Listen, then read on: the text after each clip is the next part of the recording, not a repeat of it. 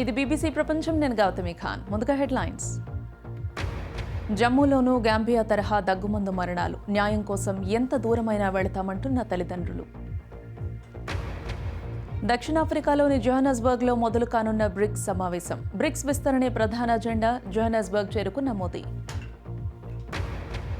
దేశంలో అడుగు పెట్టగానే టక్సిన్ వాట్ను జైల్లో పెట్టిన పోలీసులు. 15 ఏళ్ల తర్వాత అజ్ఞాతం నుంచి స్వదేశానికి థాయిలాండ్ మాజీ ప్రధాని. జార్జియాలో అధ్యక్ష ఎన్నికల ఫలితాల తారుమారు కేసు. గురువారం పోలీసులు ఎదుట లొంగిపోతానన్న డొనాల్డ్ ట్రంప్. పాకిస్తాన్లో 12 గంటలకు పైగా గాలిలో వేలాడుతున్న కేబుల్ కార్. అందులో 2 చిన్నారులు, 2 టీచర్లు. గాంబియాలోనే కాదు, జమ్మూలోని రామ్నగర్ ప్రాంతం కథ కూడా దగ్గుమందు మరణాలతో ముడిపడింది. 2019 డిసెంబర్ నుంచి 2020 జనవరి మధ్య జమ్మూలోని రామ్నగర్లో దాదాపు 12 మంది చిన్నారులు దగ్గుమందు వల్ల చనిపోయారు. గాంబియాలో కూడా ఇలాంటి మరణాలే నమోదయ్యాయని తెలిసినప్పుడు జమ్మూలోని బాధితులు ఆశ్చర్యపోయారు. అడుగడుగునా నిర్లక్ష్యం మేటవేసిన వ్యవస్థలో న్యాయం కోసం పోరాడుతున్నారు. బీబీసీ ప్రతినిధి వినీత్ కరే, డెవ్లిన్ రాయ్ అందిస్తున్న కథనం. న్యాయం కోసం చేస్తున్న ఆక్రందన గాంబియాకు వేల కిలోమీటర్ల దూరంలోని భారత్లో కూడా వినిపిస్తోంది. కలుషిత దగ్గుమందు తాగి 2019 డిసెంబర్ నుంచి 2020 జనవరి మధ్య జమ్మూలోని రామ్నగర్లో 12 మంది చిన్నారులు చనిపోయారనే ఆరోపణలున్నాయి. వారిలో 2.5 ఏళ్ల అనిరుద్ధ్ కూడా ఒకడు.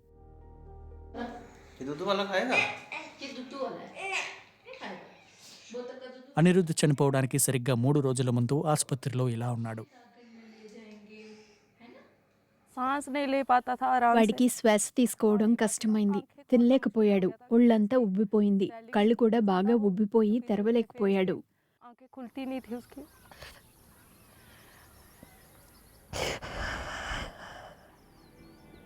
ఎక్కడో మారుమూల ప్రాంతాలలో ఉంటున్న కొందరు ప్రజలతో మాట్లాడినప్పుడు వాళ్ల మాటల్లో కోపం, బాధ స్పష్టంగా కనిపిస్తున్నాయి. వాళ్ల గోడు ఎవరైనా వినాలని వాళ్ళు కోరుకుంటున్నారు. ఏ కారణం లేకుండా పిల్లలు చనిపోయారు. మందుల తయారీదారులు, డ్రగ్ కంట్రోల్ ఆఫీసర్లు కూడా తమ బాధ్యతలు నిర్వర్తించడంలో విఫలమయ్యారు. వాళ్ళు పూర్తిగా పరీక్షించని ఫేక్ డ్రగ్స్ను అమ్మటానికి అనుమతి ఇచ్చారు. అధికారులు సరిగ్గా స్పందించి ఉంటే గాంబియాలో ఈ పరిస్థితి వచ్చి ఉండేది కాదు.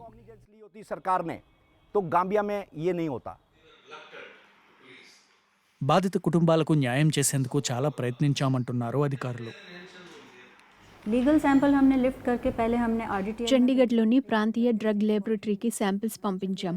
ఇందులో 34% పైగా డైథిలిన్ గ్లైకోల్ ఉందని రిపోర్ట్లో పేర్కొన్నారు. కానీ అది ఫైనల్ రిపోర్ట్ కాదు. ఆ రిపోర్ట్ను అపిలేట్ అథారిటీకి కూడా పంపాం. కోల్కతాలోని మరో ల్యాబ్కి పంపినప్పుడు వాళ్ళు కూడా ఈ రిపోర్ట్ కరెక్టేనని చెప్పారు. అప్పటి నుంచి దీనిపై పరిశోధన మొదలుపెట్టాం. उसके बाद हमारा इन्वेस्टिगेशन पार्ट स्टार्ट हुआ. మనం ఇప్పుడు ఫార్మా కంపెనీలు ఎక్కువగా ఉండే హిమాచల్ ప్రదేశ్లో ఉన్నాం. మనం ప్రస్తుతం హిమాచల్ ప్రదేశ్లోని సిర్మౌర్లో ఉన్నాం. ఏ కంపెనీ తయారు చేసిన దగ్గుమందు తాగి చిన్నారులు చనిపోతున్నారనే ఆరోపణలున్నాయో ఆ కంపెనీ ఆఫీసు ఇదే. ఈ ఆరోపణలపై కంపెనీ ఏం చెబుతుందో చూద్దాం. కంపెనీ యజమాని పురుషోత్తం గోయల్ను మేం కలవలేకపోయాం. కానీ ఆయనను ఫోన్లో సంప్రదించినప్పుడు చనిపోయిన చిన్నారులు తమ కంపెనీ మందులు తాగలేదని ఆయన అన్నారు. చిన్నారులను చంపడానికి మేము ఇక్కడ లేము. పిల్లల ప్రాణాలు తీయాలని మేము ఎందుకు అనుకుంటాము? మేము తయారు చేస్తున్నవి మందులు, విషం కాదు.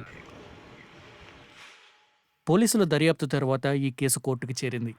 చిన్నారుల మరణాల తర్వాత ఫ్యాక్టరీ 6 నెలల పాటు మూసివేశారని, తర్వాత కోర్టు ఆదేశాలతో తిరిగి తెరుచుకుందని మాతో చెప్పారు. గాంబియా, జమ్మూలలో బాధిత కుటుంబాలు అడుగుతోంది ఒక్కటే. మరో తల్లి తన బిడ్డ మరణాన్ని చూడకుండా ఇలాంటి మరణాలకు అడ్డుకట్ట పడేలా ఎలాంటి చర్యలు తీసుకున్నారని.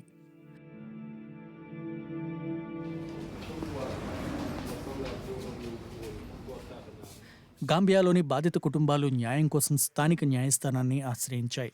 తమకు న్యాయం జరగకపోతే భారత న్యాయస్థానాలు, అంతర్జాతీయ న్యాయస్థానం మెట్లెక్కడానికి కూడా వెనకాడమని వారంటున్నారు. 3.5 ఏళ్ల కనిష్, 2 ఏళ్ల బన్నా, 11 నెలల జాన్వి, 10 నెలల ఐసాటు, ఇంకా మరెందరో చిన్నారులు. తమకు న్యాయం జరిగే వరకు ఈ పోరాటం ఆపమంటున్నారు తల్లిదండ్రులు. అయితే ఏళ్ల తరబడి జరిగే ఈ న్యాయ పోరాటం అంత సులభం కాదని వారికి తెలుసు.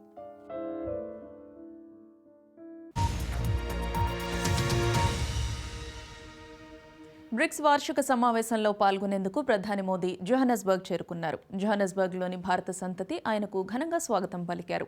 3 రోజుల పాటు జరిగే 15వ వార్షిక బ్రిక్స్ సమావేశంలో సభ్య దేశాలన్నీ పాల్గొంటున్నాయి. ఈ సమావేశంలో బ్రిక్స్ విస్తరణ గురించి చర్చించే అవకాశం ఉంది.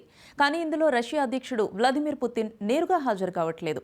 యుక్రెయిన్ పైన రష్యా ఆక్రమణ విషయంలో ప్రపంచ దేశాల మధ్య వేర్వేరు వాదనలున్నాయి. యుక్రెయిన్ రష్యా యుద్ధం, బ్రిక్స్ విస్తరణ, అంతర్జాతీయ వాణిజ్యం లాంటి పలు అంశాల దృష్ట్యా బ్రిక్స్ సమావేశం కీలకంగా మారింది.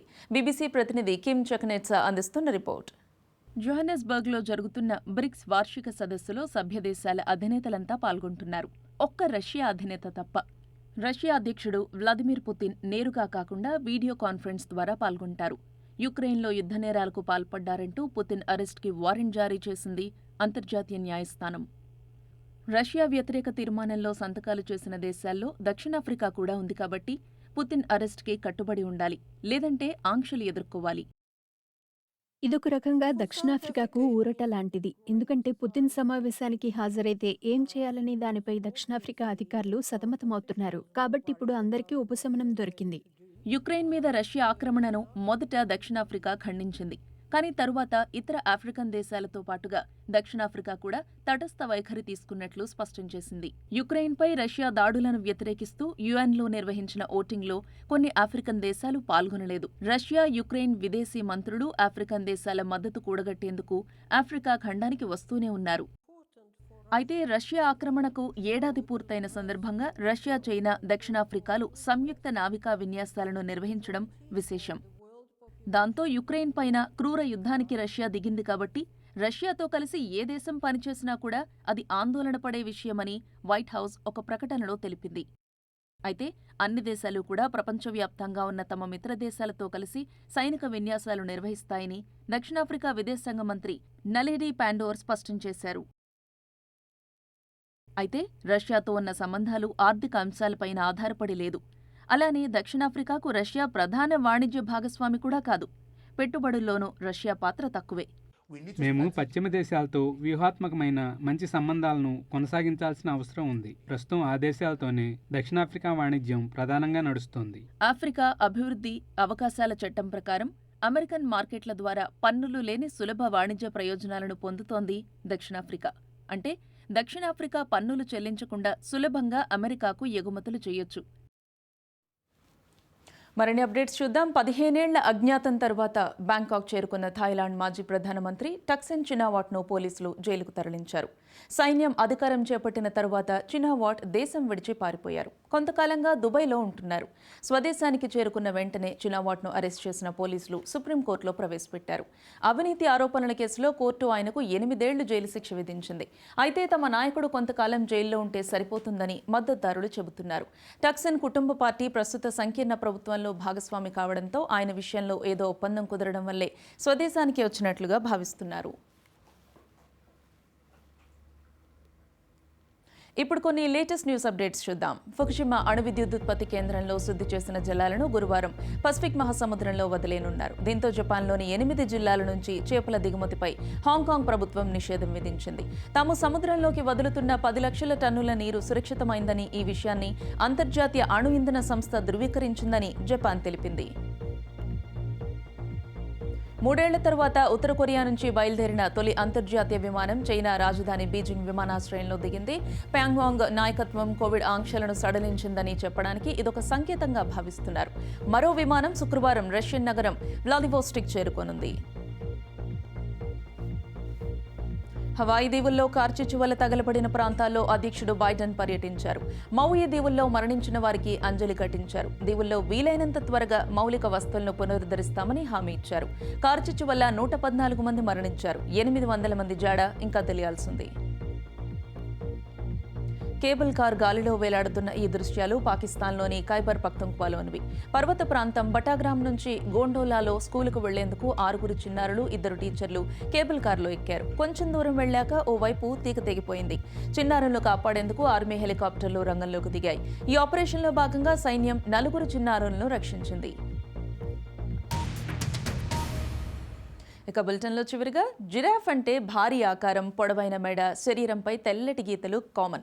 అయితే శరీరంపై గీతలు లేకుండా జింక మాదిరిగా కనిపిస్తున్న బేబీ జిరాఫ్ ఒకటి అమెరికాలోని టెనసీ జూలో షికారు చేస్తోంది. జూలై 31న పుట్టిన ఈ బేబీ జిరాఫ్ శరీరంపై ఎలాంటి గీతలు, చుక్కలు లేవు. ప్రపంచంలో ఇలాంటి జిరాఫ్ ఇదొక్కటే కావచ్చని బ్రైట్ జూ అధికారులు చెబుతున్నారు. తల్లితో ఈ బుల్లి జిరాఫ్ ఆడుకుంటున్న దృశ్యాలు జూకొచ్చే సందర్శకుల్ని ఆకట్టుకుంటున్నాయి. ఇది ఇవాల్టి BBC ప్రపంచం. మరిన్ని విశేషాలతో రేపు మళ్ళీ కలుద్దాం. బాయ్.